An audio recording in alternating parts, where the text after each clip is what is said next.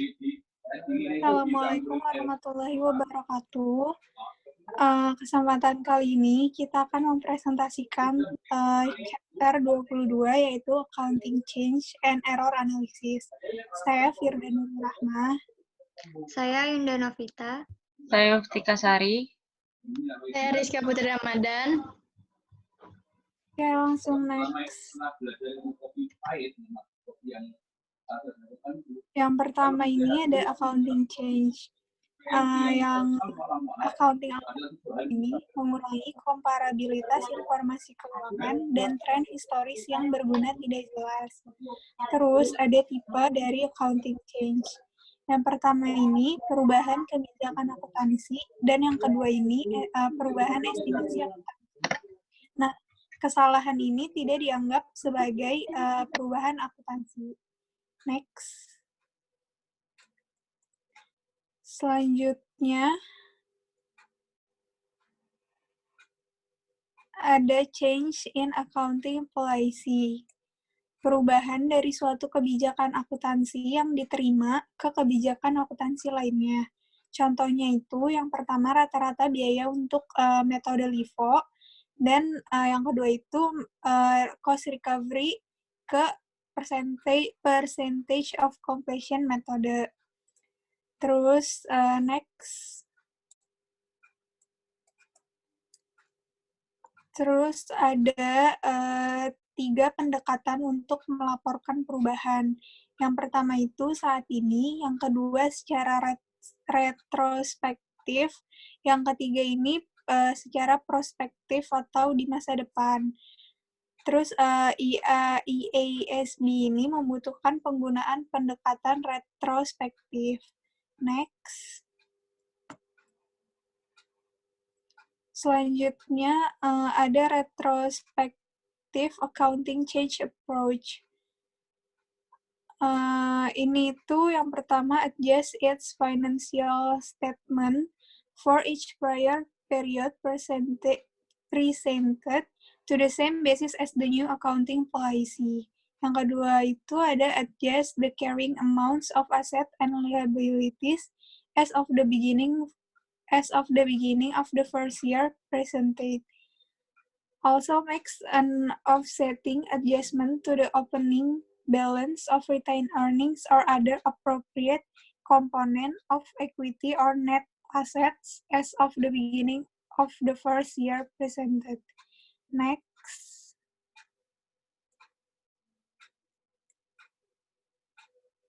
Selanjutnya ini ada ilustrasi. Perusahaan Denson telah memperhitungkan pendapatannya dari kontrak konstruksi jangka panjang menggunakan cost recovery method. Terus pada 2019 perusahaannya ini mengubah metodenya jadi percentage of completion method. Dan manajemen percaya bahwa pendekatan ini memberikan ukuran pendapatan yang lebih tepat untuk diterima.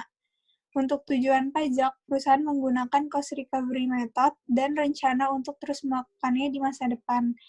Nah, asumsi pajaknya ini yaitu sebesar 40%. Next. Selanjutnya ini tuh ada 2 perbedaan. Yang atas ini dia menggunakan cost recovery method dan yang bawah itu menggunakan percentage of completion method. Kalau yang cost recovery ini dia income before income tax-nya itu di tahun 2017 sebesar 400.000, di tahun 2018 sebesar 160.000, dan di tahun 2019 sebesar 190.000. Terus dikali sama tax-nya yaitu sebesar 40%. Jadi net income-nya itu di tahun 2017 sebesar 240.000, di tahun 2018 sebesar 96.000, dan di tahun 2019 sebesar 114.000. Kalau yang percentage of completion method ini di tahun 2017 dia sebesar 600.000 dikali income tax-nya dapat 360.000. Yang di 2018 itu sebesar 180.000 dikali 40% dapat 108.000. Dan di tahun 2019 itu 200.000 dikali 40%-nya sebesar 120.000. Next. Selanjutnya ini data for retrospective change example. Nah, ini tuh pertamanya ada pre-tax income from. Jadi prior to 2018 itu angkanya dari yang si tahun 2017 dari percentage of completion-nya 600.000 dan cost recovery-nya 400.000. Nah, di sini ada perbedaan sebesar 200.000 dicatat di difference. Habis itu dikali sama 40% si tax-nya. Hasilnya itu 120.000. Kalau yang 2018 itu diambil dari angka yang di tahun 2018 sebesar 180.000 dan 160.000, yaitu mendapatkan selisih 20.000, terus dikali sama pajaknya sebesar 40%, hasilnya itu 12.000. Terus di total at beginning of 2019 ini tinggal di total aja ke bawah.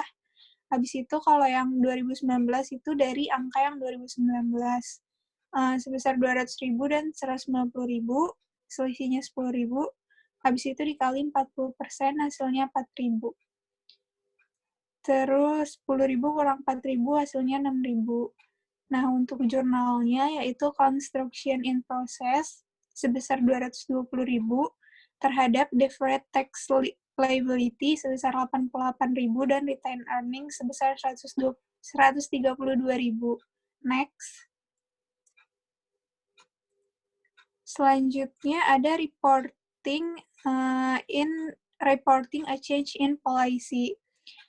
Nah, persyaratan pengungkapan utamanya itu yang pertama, sifat perubahan dalam prinsip akuntansi.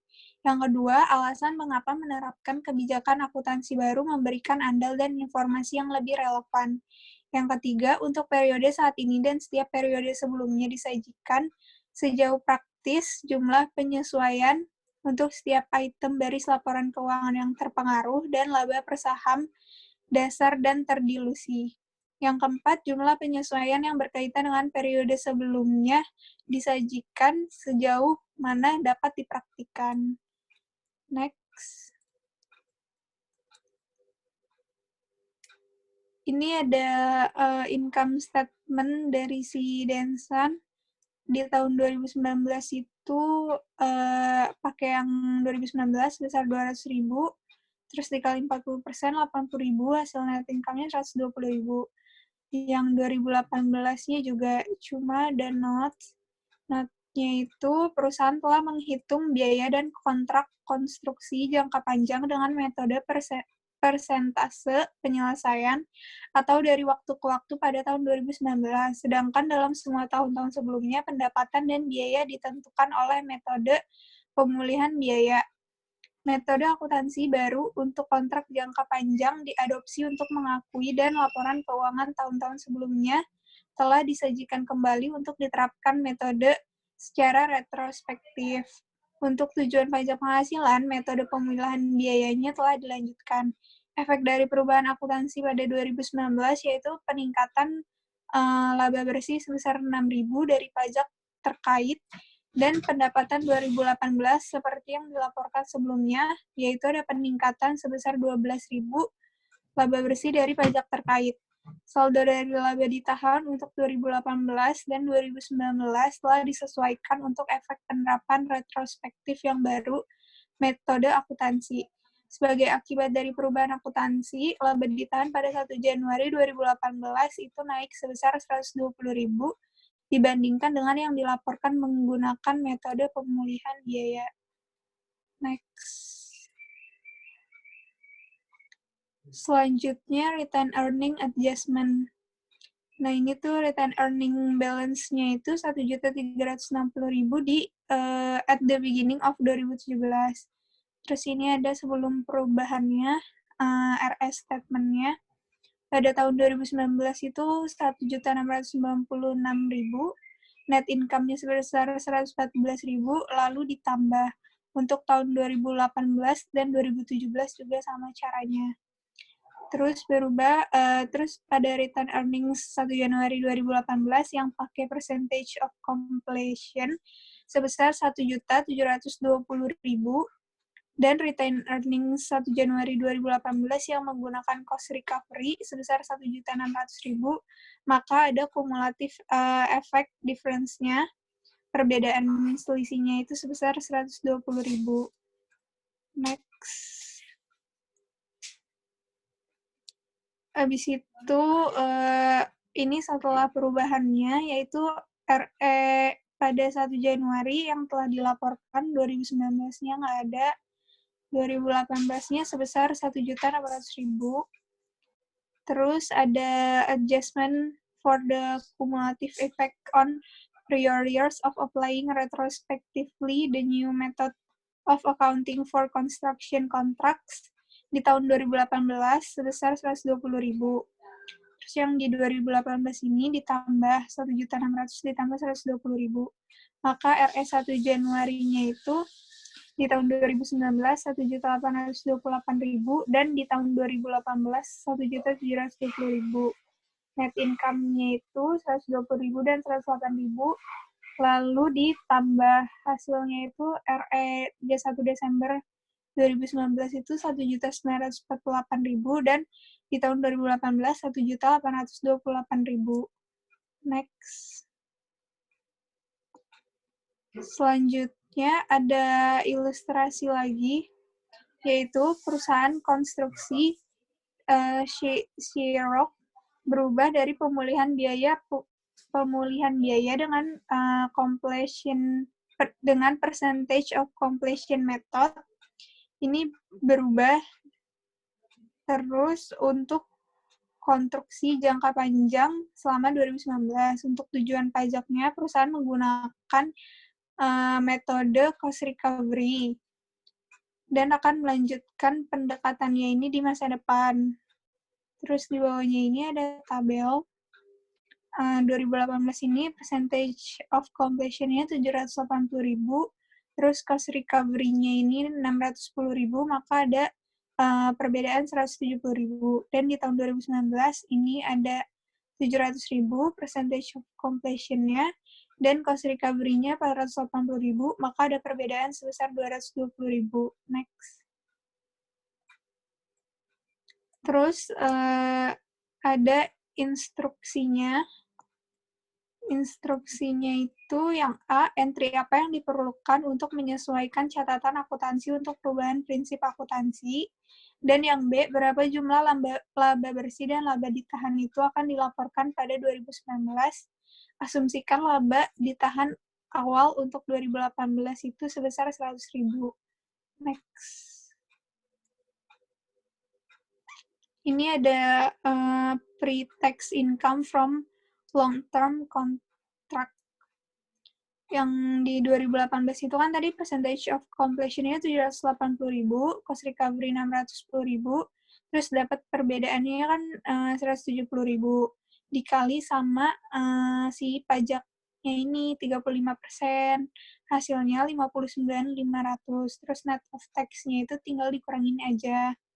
2019 juga caranya sama, percentage of completion-nya itu 700.000 dan cost recovery-nya 480.000, dapat perbedaan sebesar 220.000 dikali 35% pajak, itu 77.000 dan net of tax-nya 220 kurang 77.000, hasilnya 143.000.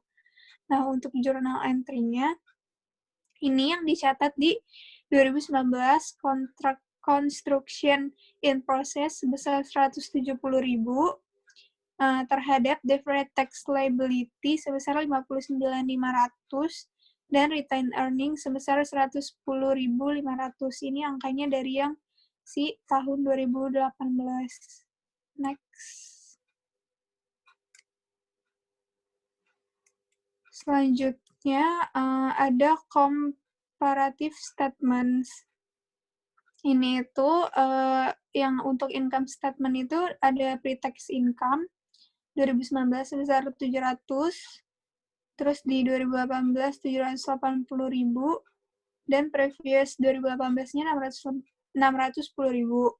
Ini dikali sama si income tax-nya 35%, lalu dapat net income di 2019 455.000, di 2018 507.000, dan previous 2018 itu sebesar 396.500. Terus ada statement of RE. Yang pertama itu beginning RE di 2019 sebesar 496.500, di 2018 sebesar 100.000, dan di previous 2018 itu sebesar 100.000. Terus ada perbedaan akuntansi nih di 2019 sebesar 123.500. Kalau yang di 2018 sama previous 2018 itu nggak ada. Terus hasilnya itu ditambahin jadi beginning RE restated sebesar 607.000, 100.000, dan 100.000. Terus net income-nya itu dapat dari yang si income statement itu, tinggal dipindahin angkanya, habis itu dijumlahin, hasilnya itu ending retained earnings. Sekian. Selanjutnya, di sini ada perubahan akuntansi retrospektif pada metode inventory atau persediaan.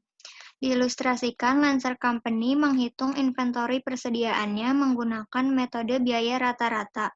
Pada tahun 2019, metodenya berubah menjadi metode FIFO karena manajemen percaya pendekatan ini memberikan ukuran biaya persediaan yang lebih tepat.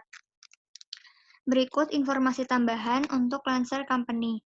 Yang pertama, Lancer Company memulai operasinya pada 1 Januari 2017. Pada saat itu, shareholders atau pemegang saham menginvestasikan $100.000 dalam bisnis dengan imbalan saham biasa atau ordinary shares. Next.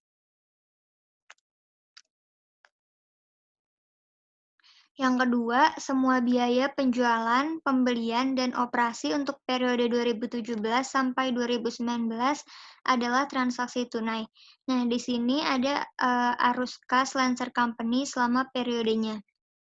Yang ketiga, sejak awal Lancer telah menggunakan metode biaya rata-rata untuk pelaporan keuangannya. Next. Selanjutnya yang keempat, berikut adalah persediaan yang ditentukan berdasarkan biaya rata-rata dan FIFO untuk periode 2017 dan sampai 2019. Di sini ada average cost method pada 1 Januari sebesar 0, pada Desember 31 tahun 2017 sebesar 10.000, 2018 sebesar 20.000, dan 2019 sebesar 32.000. FIFO pada tahun 2017 Desember 31 sebesar 12.000, pada tahun 2018 sebesar 25.000, dan pada tahun 2019 sebesar 39.000. Next. Selanjutnya yang kelima, ini adalah harga pokok penjualan atau cost of goods sold berdasarkan biaya rata-rata dan FIFO untuk periode 2017 sampai 2019. 6. Earning per share tidak diperlukan pada laporan laba rugi atau income statement. Yang ketujuh, semua efek pajak dalam ilustrasi ini harus diabaikan. Next.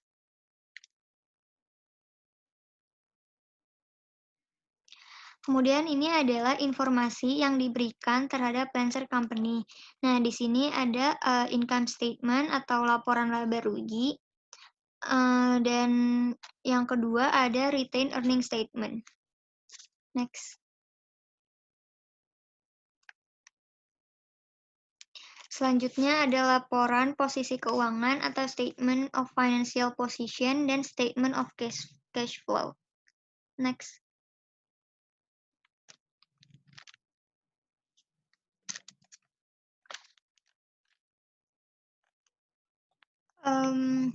Laporan arus kas berdasarkan FIFO sama dengan biaya rata-rata. Pendapatan bersih berbeda di setiap periodenya. Lalu tidak ada efek arus kas dari perbedaan laba bersih ini. Jika kita mempertimbangkan pajak penghasilan, efek arus kas akan terjadi. Next.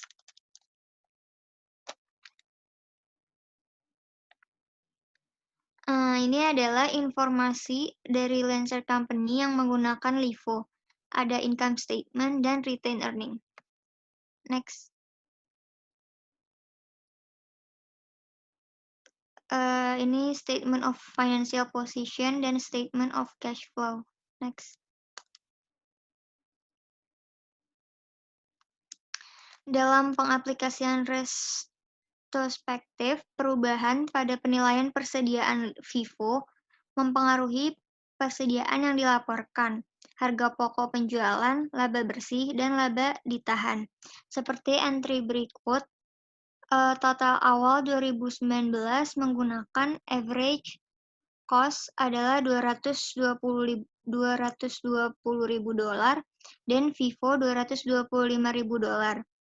Maka perbedaan $5.000 jurnalnya inventory terhadap retained earnings sebesar $5.000. Next.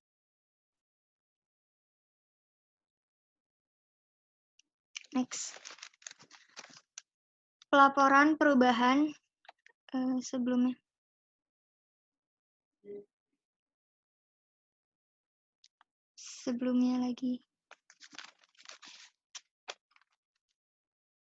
Laporan perubahan dalam kebijakan Lancer Company melaporkan laba bersih berdasarkan metode FIFO yang baru diadopsi untuk tahun 2018 dan 2019. Penyesuaian retrospektif menyesuaikan laporan laba rugi 2018 untuk melaporkan informasi berdasarkan FIFO.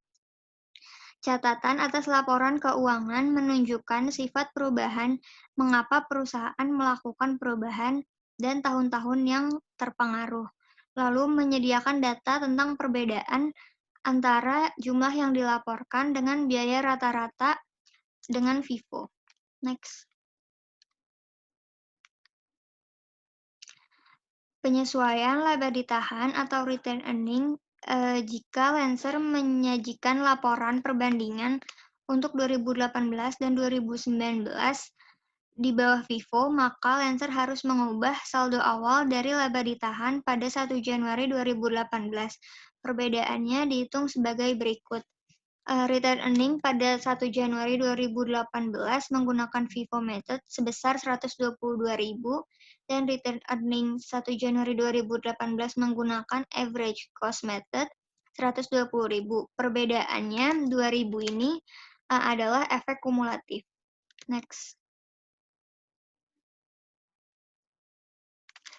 Lancer menyesuaikan saldo awal laba ditahan pada 1 Januari 2018 untuk kelebihan laba bersih FIFO dibandingkan laba bersih biaya rata-rata pada 2017. Next.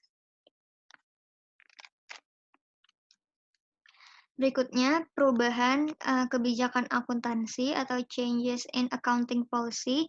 Ada dua. Yang pertama, direct effect dan indirect effect.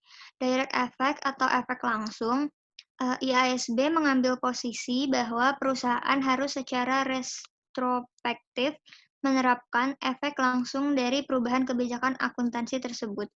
Kemudian, kalau indirect effect atau efek tidak langsung merupakan setiap perubahan pada arus kas saat ini atau masa depan perusahaan yang dihasilkan dari perubahan prinsip akuntansi yang diterapkan secara retrospektif. Next.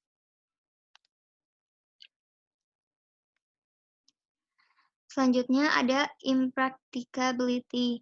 Perusahaan tidak boleh menggunakan aplikasi retrospektif jika ada situasi seperti berikut. Yang pertama, perusahaan tidak dapat menentukan efek dari aplikasi retrospektif. Yang kedua, aplikasi retrospektif membutuhkan asumsi tentang maksud manajemen pada periode sebelumnya. Yang ketiga, aplikasi retrospektif membutuhkan estimasi yang signifikan yang tidak dapat dikembangkan oleh perusahaan. Jika ada kondisi seperti di atas, perusahaan secara prospektif menerapkan prinsip akuntansi baru. Next. Selanjutnya, di sini ada contoh-contoh estimasi. Yang pertama ada bad debt, yang kedua inventory obsolescence, yaitu persediaan barang usang. Yang ketiga, useful lives and residual value of asset. Yang keempat, periods benefit by deferred cost. Yang kelima, liabilities for warranty cost and income taxes. Yang keenam, recoverable mineral reserve. Yang ketujuh, change in depreciation estimate. Yang terakhir, fair value of financial asset or financial liability. Next.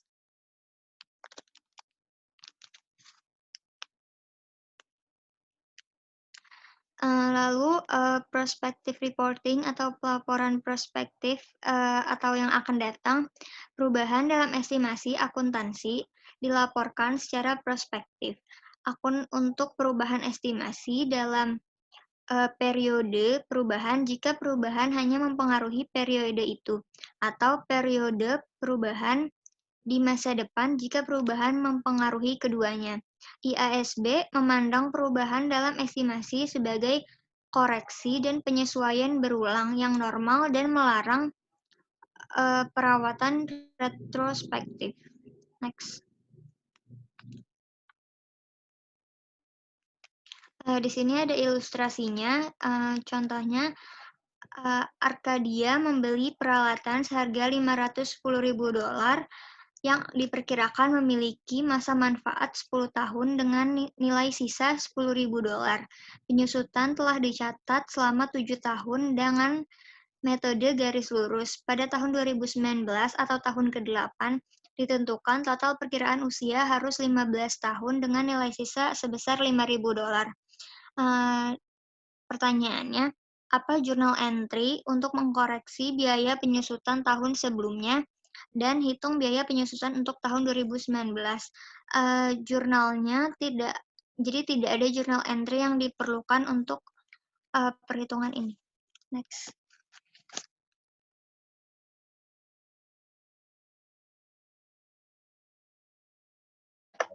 Selanjutnya, menjawab dari soal Ayunda sebelumnya. Jadi yang pertama, kita itu harus menentukan dulu nilai buku pada tanggal perubahan estimasi. Nah, di sini ada equipment cost sebesar 510.000, dikurang sama residual value 10.000, dapat depreciable base itu 500.000. Terus dia dibagi sama useful life-nya 10 tahun, jadinya annual depreciation-nya 50.000, dikali sama 7 tahun, jadinya 350.000. Terus, untuk nyatet di statement of financial position-nya, dia kan dicatat di PPA. Jadi equipment-nya 510.000, accumulated depreciation-nya 350.000, dan book value-nya 160.000.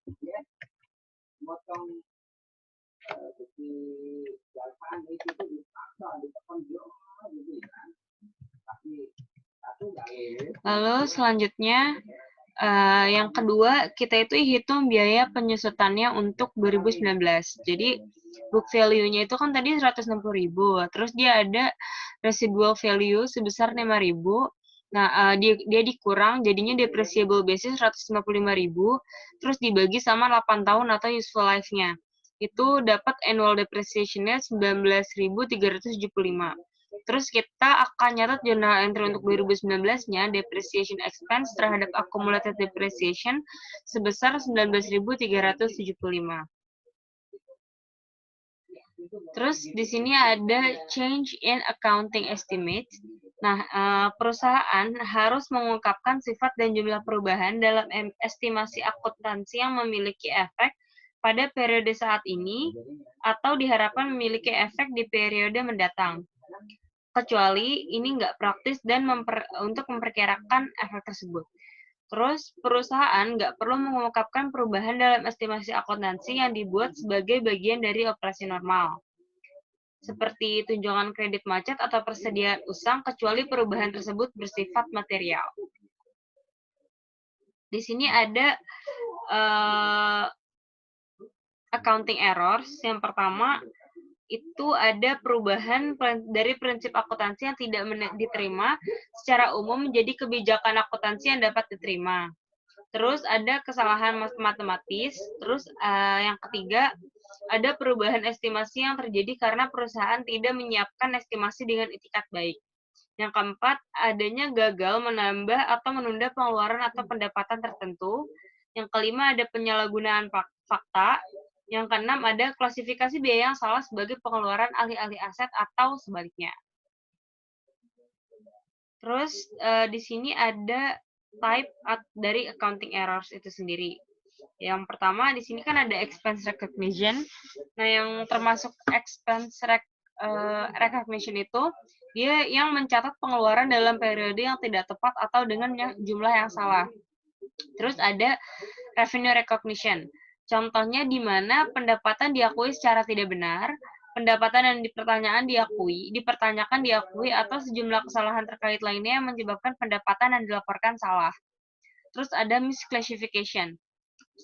Jadi dia itu menyertakan penyajian kembali karena kesalahan klasifikasi akun lancar atau tidak lancar atau yang berdampak pada arus kas dari operasi. Ada equity yang tipenya tuh lain-lain. Jadi akuntansi EPS yang tidak benar, stok terbatas, warranty, dan instrumen ekuitas lainnya. Terus dia ada reserve or contingencies. Jadi kesalahan atau error yang melibatkan piutang tak tertagih, cadangan inventaris, tunjangan pajak penghasilan, dan kontingensi kerugian. Lalu ada long life asset, itu penurunan nilai aset, properti dan peralatan, ada goodwill, sama item terkait lainnya. Selanjutnya, dia juga ada yang kategorinya itu tax ya. Terus jadi yang masuknya ke tax itu adalah kesalahan yang melibatkan koreksi penyediaan pajak, perlakuan tidak patut atas kewajiban pajak, dan hal-hal terkait pajak lainnya. Terus ada akuntansi yang tidak tepat, itu yang untuk equity atau other comprehensive income. Itu akuntansi yang tidak tepat untuk transaksi ekuitas pendapatan komprehensif, termasuk mata uang asing, revaluasi aset pabrik, keuntungan dan kerugian yang belum direalisasi atas investasi tertentu, dan sekuritas ekuitas, dan juga ada derivatif. Terus di inventory, kita ada penilaian harga persediaan, masalah kuantitas, dan penyesuaian biaya penjualan. Ada equity dalam tipe share option, itu akuntansi tidak tepat untuk opsi saham karyawan. Lalu lain-lainnya, penyajian kembali yang tidak dicakup oleh kategori yang tercantum, termasuk yang terkait dengan akuntansi yang tidak tepat untuk akuisisi atau merger. Di sini ada accounting errors, itu semua kesalahan material harus diperbaiki. Jadi kalau misalkan kita menemukan adanya accounting error, yang pertama dilakukan itu semua kesalahan harus diperbaiki. Catat koreksi kesalahan dari periode sebelumnya sebagai penyesuaian terhadap saldo awal, saldo laba pada periode berjalan. Terus koreksi semacam itu disebut sebagai penyesuaian periode sebelumnya atau prior period adjustment. Terus untuk laporan perbandingan atau comparative statement, perusahaan harus menyatakan kembali pernyataan sebelumnya yang terpengaruh untuk memperbaiki kesalahan. Terus ini ada ilustrasi, contoh, pada tahun 2020, the bookkeeper for Selectro PLC itu menemukan kesalahan. Jadi pada tahun 2019, perusahaan gagal mencatat 20.000 euro dari biaya penyusutan pada bangunan yang baru dibangun. Bangunan ini adalah satu-satunya aset yang dapat didepresiasi yang dimiliki sama Selectro.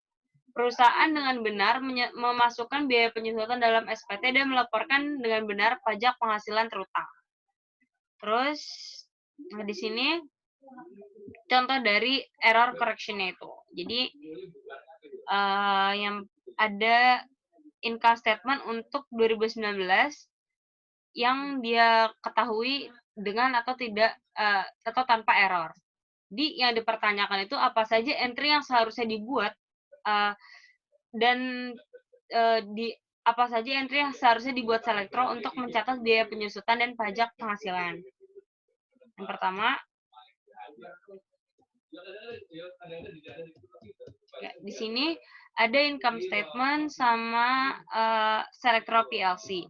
Nah, yang without error itu si company-nya harusnya bikin depresiasi expense terhadap akumulasi depresiasi yang building sebesar 20.000 income tax expense terhadap income tax payable sebesar 32.000.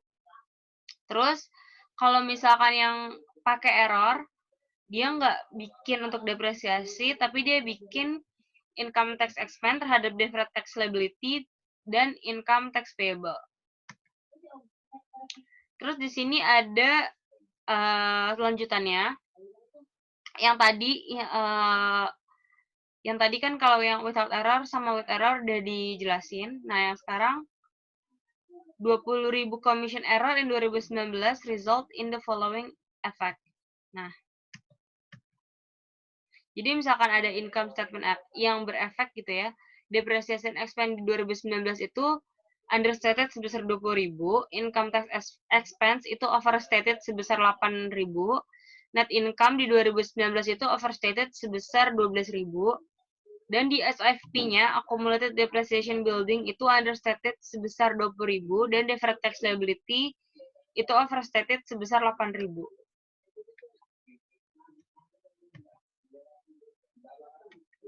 Jadi, untuk bikin journal entry-nya, yang pertama return earnings, journal entry 2020 ya. Jadi, return earnings-nya itu didapatkan dari depreciation expense, ditambah income tax expense yang di without error, dikurang sama 40.000 yang di with error. Terus, ada deferred tax liability, itu didapatnya dari yang di with error sebesar 8.000, dan accumulated depreciation building sebesar 20.000. Itu dapatnya dari yang without error. Nah, di sini ada ilustrasi lagi. Jadi, Selector Company memiliki saldo awal laba pada 1 Januari 2020 itu 350.000 euro. Nah, company ini melaporkan laba bersih sebesar 400.000 pada tahun 2020. Terus di sini ada return earnings statement yang dibikin sama Selector PLC-nya. Nah, seharusnya perusahaan itu melakukan adjustment untuk memperbaiki jumlah untuk semua akun yang terkena dampak yang dilaporkan dalam laporan untuk semua periode yang dilaporkan. Yang kedua, perusahaan harus menyatakan kembali data ke basis yang benar untuk setiap tahun yang disajikan. Yang ketiga, perusahaan harus menunjukkan penyesuaian catch-up atau catch-up adjustment sebagai penyesuaian periode sebelumnya untuk laba ditahan untuk periode paling awal yang dilaporkan. Terus, di sini ada accounting error untuk yang Woods Inc. Dan di sini itu ada statement of return earnings. Nah, sebelum mengeluarkan laporan untuk tahun yang berakhir pada 31 Desember 2018, kita menemukan kesalahan itu sebesar 62.500 yang menyebabkan persediaan pada tahun 2017 menjadi terlalu besar, atau persediaan itu berlebihan yang menyebabkan COGS-nya itu lebih rendah, dan dengan demikian laba bersih menjadi lebih tinggi di tahun 2017. Apakah penemuan ini berdampak pada pelaporan pernyataan laba ditahan untuk 2019? Dan di sini disuruh diasumsikan tarif pajak sebesar 20%. Pertanyaan ini mungkin akan dijawab di slide selanjutnya.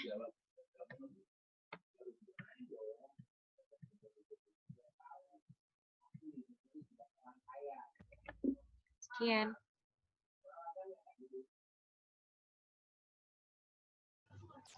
Oke, selanjutnya kita akan membahas pertanyaan yang ditanyakan oleh Raras tadi. Nah, untuk statement of return earning pada bulan 31 Desember 2018, balance Januari tanggal 1 itu sebesar $1.050.000, terus prior periode adjustment net of tax itu dikurangi 50.000, terus balance Januari 1 as restated-nya itu 1 juta.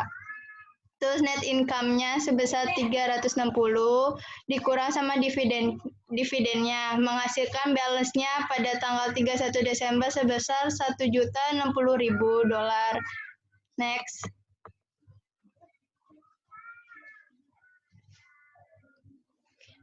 Oke, sekarang ngebahas summary of accounting change and corrective of error. Nah, pertama itu kita mengenai perubahan kebijakan akuntansinya. Gunakan pendekatan retrospektif dengan pertama ada mengubah laporan keuangan semua periode sebelumnya yang disajikan. Kedua, pengungkapan di tahun perubahan pengaruh pada laba bersih dan laba per saham untuk semua periode sebelumnya disajikan. Ketiga, melaporkan penyesuaian saldo laba ditahan awal dalam laporan laba ditahan pada tahun paling awal yang disajikan. Jika tidak praktis untuk menentukan efek periode sebelumnya, yang pertama, jangan mengubah pendapatan tahun-tahun sebelumnya. Kedua, gunakan saldo aset awal pada tahun. Metode ini diadopsi sebagai saldo tahun dasar untuk semua perhitungan selanjutnya. Ketiga, mengungkapkan efek perubahan pada tahun berjalan dan alasan untuk menghilangkan perhitungan efek kumulatif dan jumlah untuk tahun-tahun sebelumnya. Next. Nah, sekarang perubahan estimasi akuntansi. Ini itu yang pertama, dia harus melaporkan laporan keuangan saat ini dan masa depan dengan dasar yang baru. Terus kedua, menyajikan laporan keuangan periode sebelumnya seperti yang dilaporkan sebelumnya. Ketiga, tidak membuat penyesuaian saldo pembukaan periode saat ini untuk efek di periode sebelumnya. Terus untuk perubahan karena kesalahan ini itu pertama ada memperbaiki semua laporan periode sebelumnya yang disajikan. Kedua, penyajian kembali saldo awal dari saldo laba untuk periode pertama disajikan ketika efek kesalahan terjadi pada periode sebelumnya atau periode pertama yang disajikan. Next.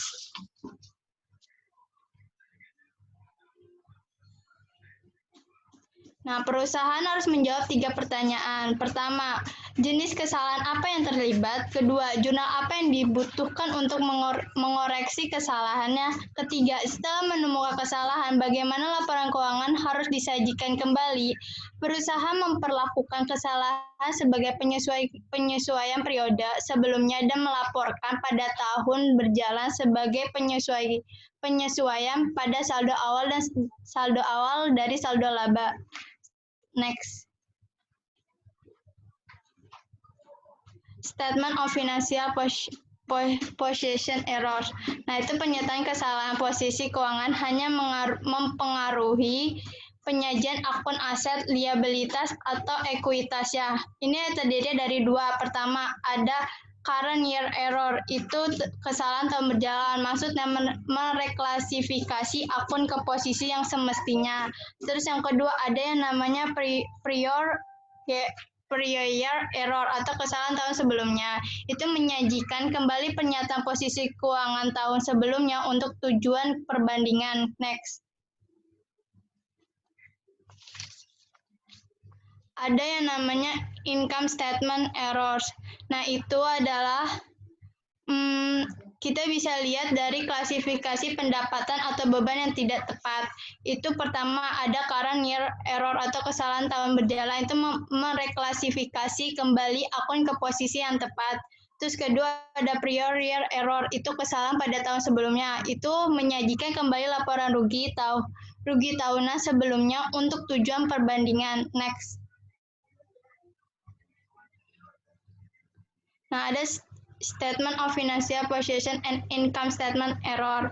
Nah, itu kesalahan penyeimbangan akan diimbangi atau diperbaiki selama 2 periode. Pertama, jika perusahaan telah menutup buku pada tahun berjalan, A. Jika kesalahan sudah diimbangi, maka tidak ada jurnal yang diperlakukan lagi.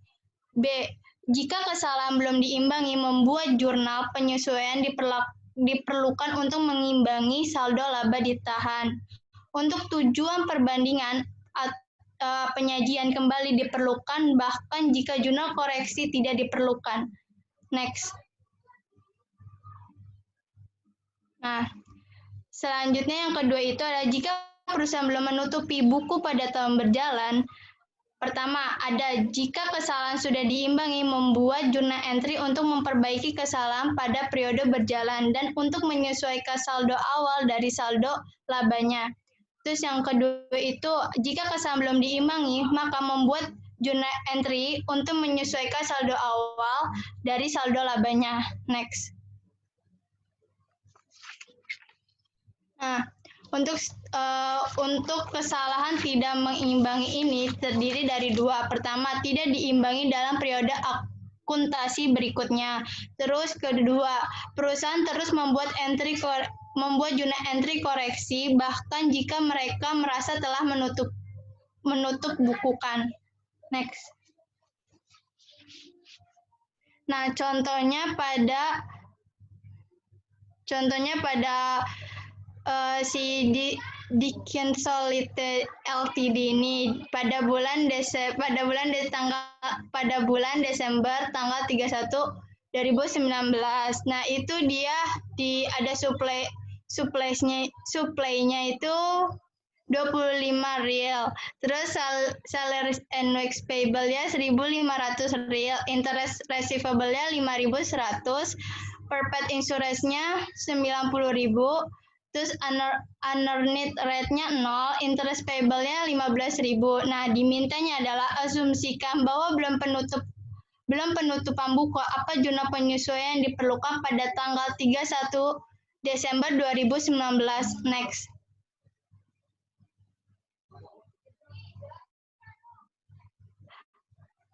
Nah, asumsi bahwa belum ada penutupan mana ayat jurnal penyesuaian yang diperlukan pada tanggal 31 Desember 2019 ini. Pertama, sebuah perhitungan fiksi persediaan pada tanggal 31 Desember dengan total 1.100 real. Nah, jurnalnya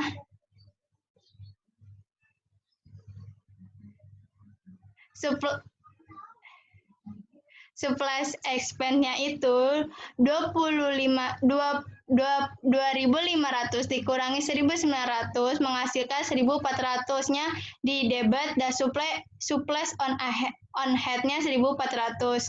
Nah, untuk yang kedua ini gaji yang masih harus dibayar dan upah pada tanggal 31 Desember 2019 sebesar 4.400 itu jurnalnya salary and wage expense-nya debit sebesar 2.900 terhadap accrued salaries and wage-nya di kredit sebesar 2.900.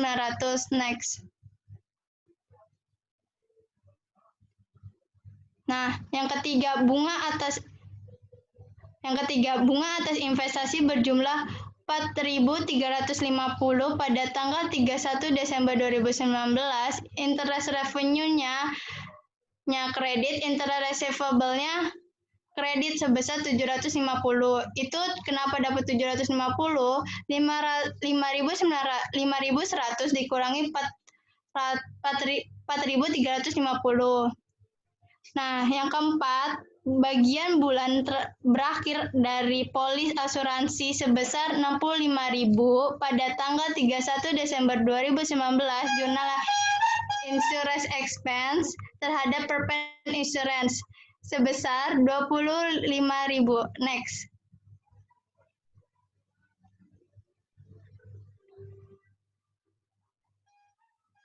Nah, yang kelima ini 24.000 diterima pada tanggal 1 Januari 2019.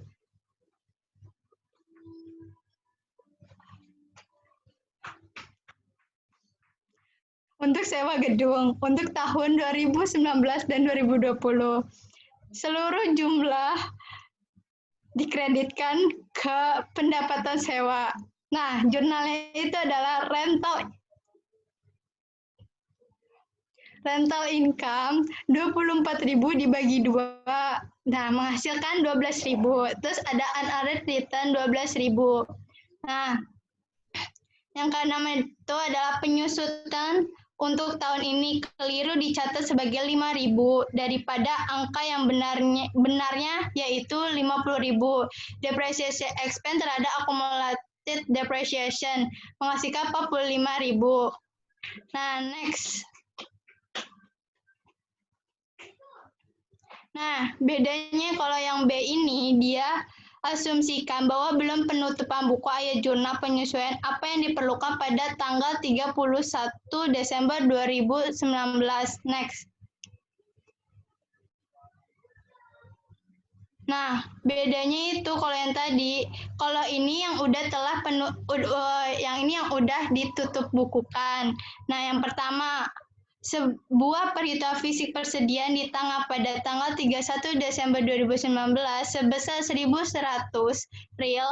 Nah, jurnalnya return earnings terhadap supplies sebesar 1.400. Nah, yang kedua, gaji yang masih harus dibayar dan upah pada tanggal 31 Desember 2019 sebesar 4.400 real. Nah, jurnalnya itu adalah return earnings terhadap accrued salaries and wages sebesar 2.900.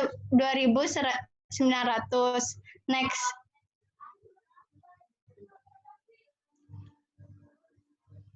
Nah, yang ketiga, bunga atas investasi berjumlah 4.300 real pada tanggal 31 Desember 2019.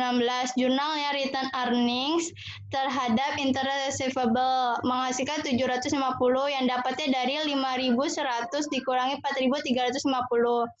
Nah, yang keempat, bagi yang belum berakhir dari polis asuransi sebesar 65.000 pada tanggal 31 Desember 2019.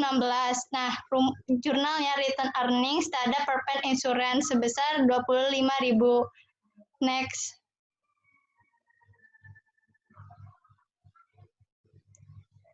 Nah, yang kelima, 24.000 reals diterima pada tanggal 1 Januari 2019 untuk sewa gedung kedua, yaitu pada tahun 2019 dan 2020. Seluruh jumlah yang dikreditkan ke pendapatan sewa itu jurnalnya return earnings terhadap unearned rent. Nah, itu sebesar 12.000. Nah, yang keenam itu penyusutan untuk tahun ini keliru dicatat sebesar 5.000 real. Nah, daripada angka yang benar adalah 50.000 real dengan jurnal entry-nya return earnings terhadap accumulated depreciation sebesar 45.000. Itu dapat dari 50.000 dikurangi 5.000. Sekian dari kelompok kami. Wassalamualaikum warahmatullahi wabarakatuh.